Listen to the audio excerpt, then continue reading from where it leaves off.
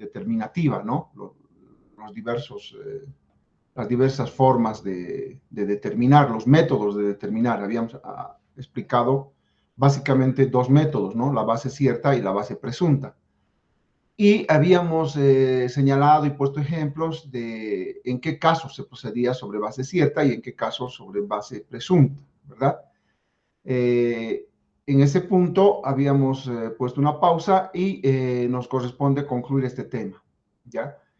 Lo que vamos a ver ahora es el tema de los deberes formales, ¿no? ¿Cuál es el procedimiento ante la administración tributaria respecto a los deberes formales? Porque tengan ustedes en cuenta que este es un tema, este punto de los deberes formales es un tema que trae mucha complicación a la hora de pagar o ponerse con las cuentas al día en relación al fisco, ¿no? Muchas veces no solamente es el tema del pago de la obligación tributaria, el pago del monto adeudado por concepto de tributo, sino también muchas veces el mundo de los ilícitos, que vamos a ver posteriormente, las sanciones tributarias se circunscriben básicamente en este tema de los deberes formales, o sea, a la hora de pagar un impuesto, un tributo, a la hora de determinar cuál es el monto omitido que no has pagado, muchas veces se añade incumplimiento a deberes formales, ¿no? Entonces, tiene bastante relevancia esta temática, ¿no? De conocer qué es lo que entendemos por deberes formales, ¿no? Sabemos muy bien que toda persona, sea natural o sea persona jurídica, que esté registrada ante la administración tributaria al momento de recabar el NIT, lo que fuera, adquiere obligaciones, ¿no? Muchas veces, en una clase anterior, alguien comentaba de que veía a la gente muy feliz, muy inocente, recabar su NIT, sin percatarse de cuál es la relevancia detrás de ese acto, ¿no? Ese acto es de vital importancia. ¿Por qué? Porque a partir de ese momento uno va a adquirir obligaciones con la administración tributaria, pero esas obligaciones deben cumplirse en plazos, en la forma y a través de los medios que establezca la administración tributaria. O sea, ahí no hay, no, me equivoqué, me olvidé, error de dedo, que puse mal, que en vez de 3 escribí el 8, ¿no? No hay eso. El llenado de un formulario, el mal llenado de un formulario ya constituye incumplimiento de deber formal. Me olvidé por un día, lo que fuera, declarar, aunque no haya realizado movimiento económico, me olvidé que se enfermó mi mamá o lo que fuera. No hay eso, ¿no? Los deberes formales son taxativos, ¿ya? Entonces, estas obligaciones constituyen, ¿no? Obligaciones que el sujeto pasivo debe cumplirlas de forma inexorable, ¿ya? Estos deberes formales están establecidos en el Código Tributario y no solo en el Código Tributario, sino que además están reglamentados, especificados a través de la normativa que va a emitir el propio SIN, las resoluciones normativas del directorio. Entonces, este mundo de los deberes formales es bastante amplio, ¿no? Hay muchos tipos de deberes formales, pero básicamente se relacionan o se clasifican más bien, ¿no? Hay deberes formales que están relacionados con el registro de contribuyentes.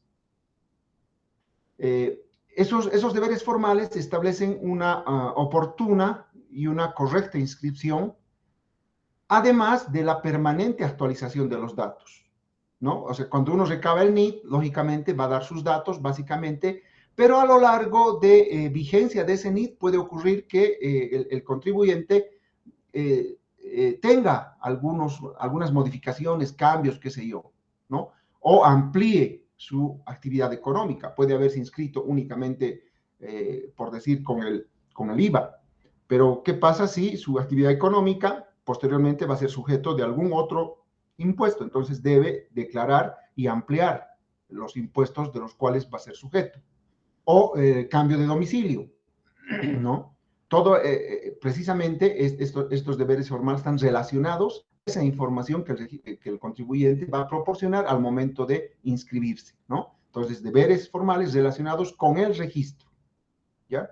y la actualización de los datos. Ojo, esos deberes no concluyen con recabar el NIT, sino a lo largo de la vigencia del NIT, el contribuyente tendrá que actualizar permanentemente sus datos. Luego, hay otros deberes formales que están relacionados con la presentación de declaraciones juradas, ¿no? Ustedes ya saben esto ya he explicado en temas anteriores, que el momento del pago, por efectos de comodidad recaudatoria, la administración tributaria establece, de acuerdo al número de terminación del NIT, fechas, ¿no? Vencido el periodo, el IVA, por ejemplo, se va a pagar en determinadas fechas, ¿no? No todos tienen la misma fecha. Entonces, a ese efecto se van a formular, se van a presentar declaraciones juradas, se van a hacer las liquidaciones, etcétera, pero eso está reglamentado por el NIT, perdón, por el SIM, ¿no? Lo propio acontece con el IUE, ¿no? Igual, reglamenta según qué tipo de actividad económica, no todas tienen el mismo plazo, ¿no? Y la forma, las condiciones en las que se van a presentar esas declaraciones juradas, inclusive cuando no existan movimiento económico en un periodo por X o Z razón, el contribuyente no realiza movimiento económico, pero persiste la obligación de presentar la declaración jurada sin movimiento, ¿no? Aún en caso de omitir eso, ya estamos frente a un escenario en el que se va a sancionar al contribuyente por el incumplimiento a deberes formales, ¿no? Luego tenemos otros deberes formales que están relacionados con la documentación que el contribuyente está obligado a llevar, registros contables, cómo se debe llenar esos registros contables, la forma correcta de elaborar esos registros contables, la conservación de esos registros, ¿no? Los datos en los libros de compra, venta, libros mayores, libros diarios, los CARDEX, los balances, los estados financieros, todo ello de igual forma está reglamentado por el SIM, ¿no? O sea, hacer un modelo, si ustedes quieren, único que le permita al SIM a la hora de realizar la labor de control o fiscalización, obtener la información que ellos requieran de forma más accesible, ¿no? Entonces, todo eso está de igual forma reglamentado, ¿no? No pueden llevar los contadores estos registros de la forma que mejor les parezca conveniente, ¿no? El llenado, la conservación de esa documentación va a tener que seguir los parámetros que establezca el Servicio de Impuestos Nacionales a través de una resolución normativa del directorio. Asimismo, existen también deberes formales que están relacionados con la obligación de tener, de posibilitar al SIM la información y documentación relacionada al cumplimiento tributario para ser enviados cuando la administración tributaria lo requiera en los plazos establecidos. O sea, muchas veces cuando hay una fiscalización o un control, la administración tributaria va a pedir al contribuyente que en el plazo de 5 días le haga llegar tal documentación, ¿no? Entonces, el contribuyente no podrá arguir, no, que mi contador ha viajado, que no está, o se ha perdido, o voy a buscar, voy a ordenar, no hay eso, ¿no?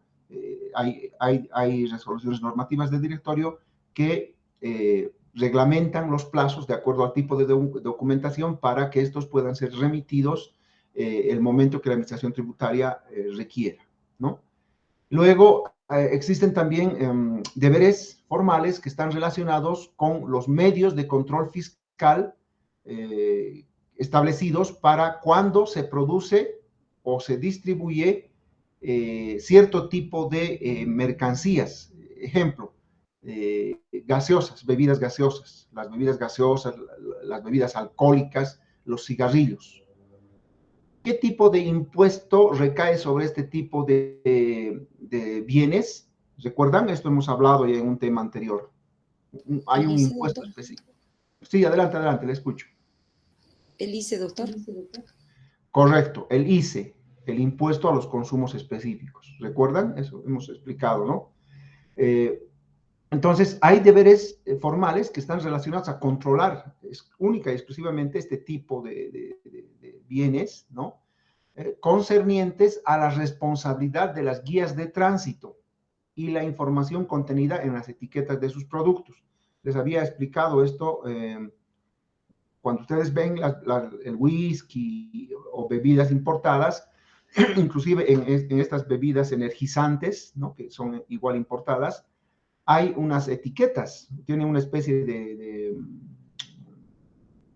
tienen pegado ahí, ¿no? En una parte del envase, una especie de estampillas, que es el control que se hace a este tipo de bienes, ¿no? Por parte de ya sea aduana o también impuestos, ¿no? Inclusive esto ha generado, Bolivia es tan corrupta que ha generado que se ha descubierto un grupo de personas que se dedicaba a la falsificación de estas guías que se aplican para el control de estas bebidas, ¿no? Lógicamente eso se aplicaba a las bebidas de contrabando, ¿no? Asimismo, existen deberes formales que están relacionados con la emisión de facturas, notas fiscales o documentos equivalentes. Es el tema de la facturación. Esto es muy, muy común ver, por ejemplo, en épocas donde hay una alta circulación de bienes y servicios. Generalmente es épocas de fin de año, ¿no? Cuando hay un aguinaldo, la gente empieza a comprar, hay un mayor consumo por parte de la población.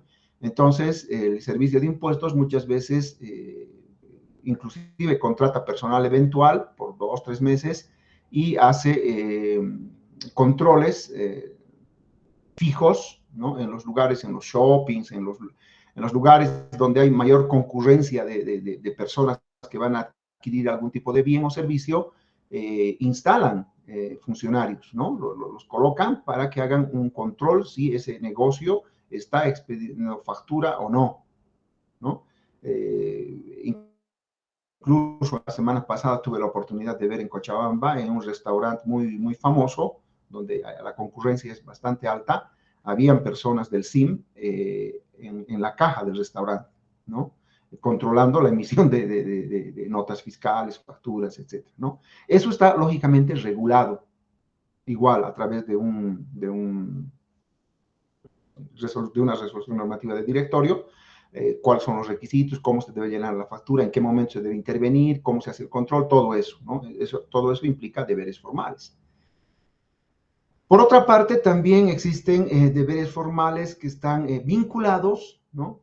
o relacionados con la facilitación de los medios de control, verificación, fiscalización, investigación. Muchas veces el SIM te puede pedir información de tu, por ejemplo, extractos de cuentas bancarias, ¿no? Que van a cruzar información. Entonces, tú debes facilitar, ¿no? Esos extractos. Por último, el SIM podría o puede, en muchos casos, ante la negativa de los contribuyentes, recabar esa información a través de la ASFI, pero va a demorar, ¿no? Y ya va a constituir un elemento que va a hacer presumir que tú tienes la intención de obstaculizar la fiscalización, ¿no? Entonces, todos estos deberes formales están en nuestro código tributario. Claro, no están de forma genérica, ¿no? Porque, como les decía hace un momento, esto está reglamentado por el Servicio de Impuestos a través de las resoluciones normativas del directorio respecto a cada uno de las clases de deberes formales. Pero ustedes van a encontrar, yo les recomiendo dar una leída al artículo 70 del Código Tributario, ¿no?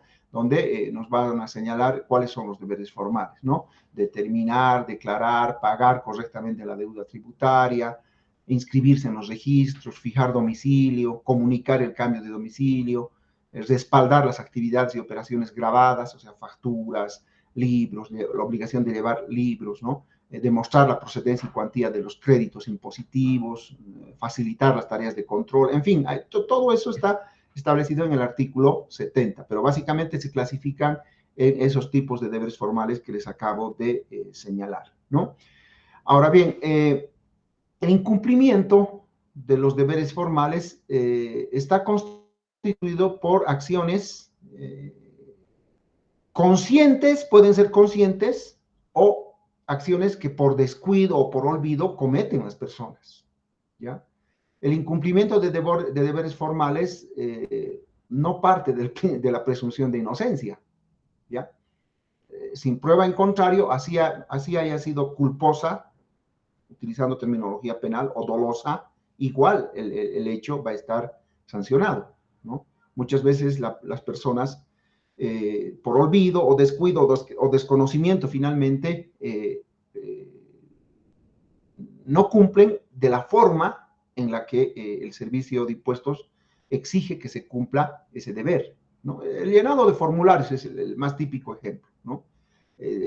Difícilmente una persona común y corriente va a tener el conocimiento para llenar esos formularios, ¿ya? Hay mucha terminología, hay casilleros confusos, en fin, por ello es que se recurre muy habitualmente a los contadores, ¿no?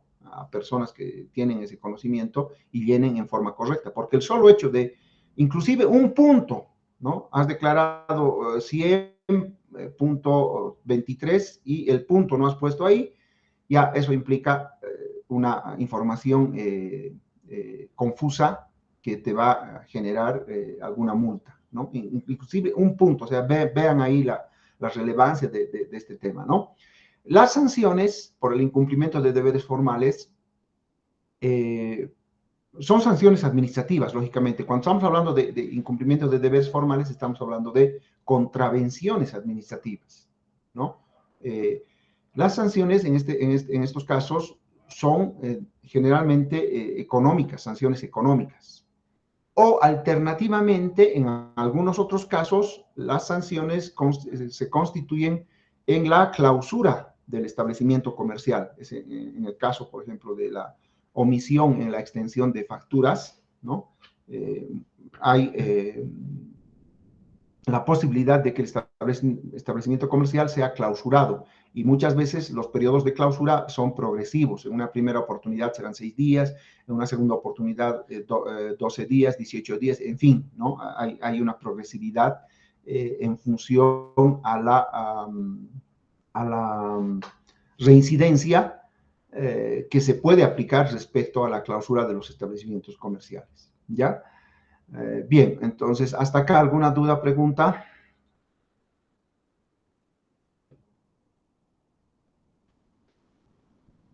Bien, continuamos. Otra figura muy relevante es la figura de la consulta, ¿no? En los sistemas tributarios, como el sistema boliviano, en el que casi la mayoría de los impuestos son liquidados de forma o con información proporcionada directamente por el contribuyente, a veces no interviene la administración, ¿no?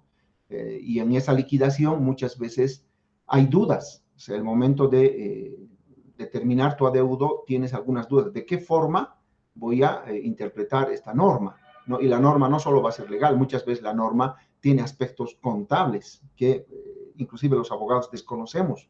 ¿Cuál es el verdadero alcance de ese término contable? El devengado, por ejemplo, ¿no? Un término contable que tiene diversas acepciones.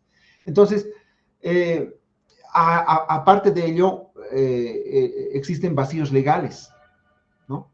Hay lagunas, por ejemplo, facturas vinculadas a la actividad. ¿Qué vamos a entender por vinculado? ¿No? Para presentar descargos.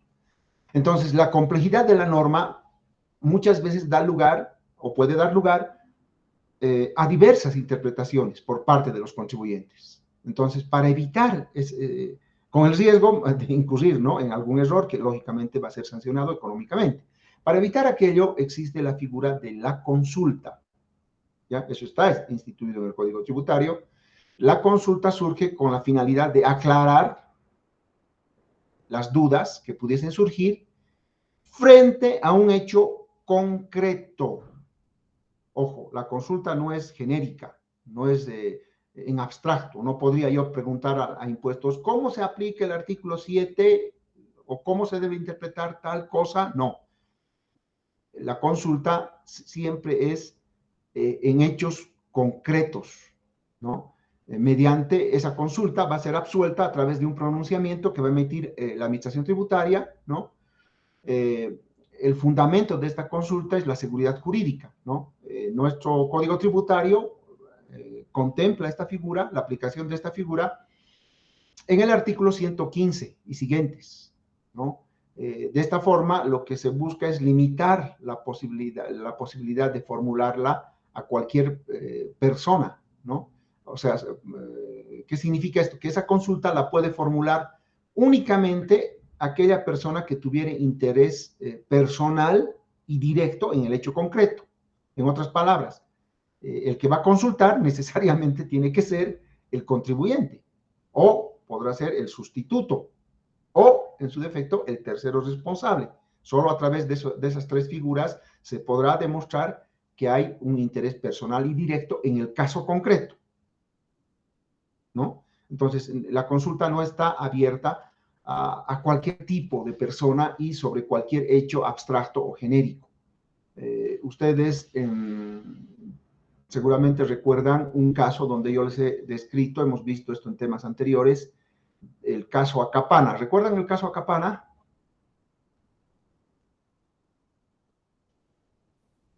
Sí, doctor. ¿Alguien recuerda el caso Acapana? El caso de Samuel Doria Medina, doctor. Correcto. En ese caso se hizo una consulta, ¿no? Inclusive Doria Medina, antes de pagar el impuesto, utilizó esta figura en el hecho concreto para preguntar al SIN si la venta de sus acciones de la empresa offshore a los mexicanos, a Chihuahua, estaba grabada o no estaba grabada con algún impuesto por parte del Estado boliviano. Y el director del SIN de ese tiempo le respondió que no, que el Estado boliviano no tenía por qué grabar esa venta de Acapana a Chihuahua realizada fuera del país, ¿no? Entonces, con eso se aseguró, es un hecho concreto, se aseguró, ¿no? Por todo lado, de que después no le reclamen, ¿no? No obstante, ya los reclamos, procesos y todo el escándalo posterior que vino fue más de tinte político, ¿no? De carácter político. Prueba de ello que hasta el día de hoy nunca han podido sancionarle de ninguna manera, ¿no? Esa es la utilización de la política por parte de los políticos de las normas legales, en este caso el tema tributario. Bien, hasta acá alguna duda o pregunta para seguir, para continuar la explicación.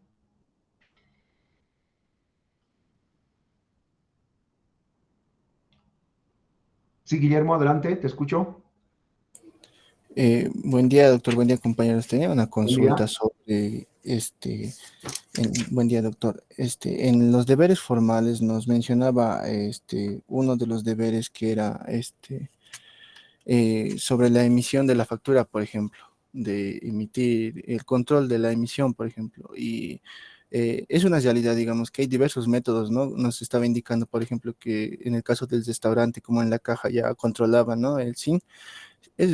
Mi duda viene a si eh, no sé si decirlo, actitud, si este proceder de la administración tributaria por parte de su personal está reglamentado, porque vivencia personal es que en parte vienen como camuflados, ¿no? Como un cliente más que ve el servicio y, digamos, ve si pide factura o no, pero es una duda, digamos, que tengo si este proceder es permitido, digamos, está reglamentado o está en la norma, ya que a mí me pareció muy irregular, digamos, este proceder de control de la emisión de la factura, por ejemplo, cuando viene en forma de cliente y ya se hace pasar por cliente, así decirlo, y luego al ver que uno no emite factura o si está cumpliendo o no tiene libro de ventas menores, por ejemplo, ya pasa unos 20 minutos o 15 minutos, ya los personeros de la administración tributaria no vienen y ya te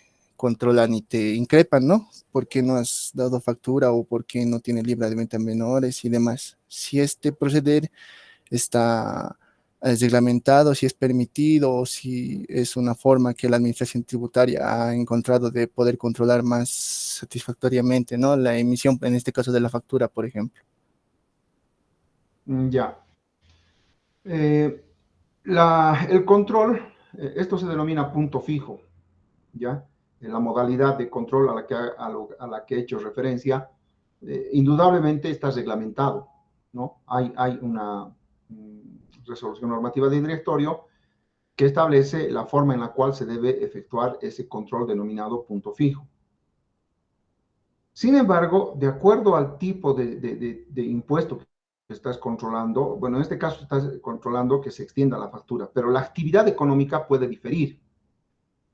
No es lo mismo controlar, por ejemplo, la venta de un servicio, un restaurante, el ejemplo que les ponía, ¿no? El restaurante lleno ahí, el 6 de agosto lleno, mucha gente, y al lado de la caja están ahí dos funcionarios de impuestos verificando in situ que el propietario extienda la factura, ¿no? No tiene ningún tipo de injerencia, está ahí, están correctamente uniformados y están controlando que toda compra se realice con la extensión de factura. Ahí no hay mayor problema. Pero es muy diferente, o cómo controlas que el dueño de un local comercial, de un departamento, extienda factura a su inquilino. ¿Cómo controlas eso? Entonces, no es igual, ¿verdad? No vas a estar parado ahí las 24 horas y los 30 días de la semana verificando que el dueño le extienda la factura. Es diferente. Ahora, tú haces mención a un hecho, digo, que se ha presentado con bastante asiduidad, ha sido de forma muy reiterada, ha habido muchas quejas al respecto, donde personas sin uniforme, sin identificación de impuestos, se hacían pasar como cualquier comprador, ingresaban a los negocios comerciales, adquirían algún bien, ¿no? Depende del tipo de negocio, y ni siquiera esperaban, porque en la actualidad por lo menos ahí ya está el tema de la factura computarizada, ¿no es cierto? Pero esto en el pasado no era así. En la mayoría de los casos la factura la tenías que llenar de forma manual y eso implicaba un lapso de tiempo. Estamos hablando de unos 3 minutos más. Entonces, muchas veces estas personas compraban cualquier bien y antes de que les extienda la factura, se daban a la fuga, se salían y a los 5 minutos aparecían con otras personas, usted no ha dado factura, por lo tanto, clausura, ¿no? O bien los extorsionaban y bueno, surgió un problema, ¿no? Y esto fue objeto de muchas quejas, la Cámara de Comercio inclusive tomó cartas en el asunto y sus representaciones, ¿no? De que, en sentido de que impuestos estaba, en otras palabras, induciendo a la comisión de esta contravención, con la única finalidad de incrementar sus recaudaciones, ¿no? Y de hecho esto fue aprovechado por gente, por antisociales, ¿no? Había mucha gente que se hacían pasar, bueno, no decían que eran de impuestos, pero obraban de esa forma y a objeto de no ser sancionados, les extorsionaban económicamente a los propietarios de negocios. Entonces, como reitero, muy, muy cuestionado.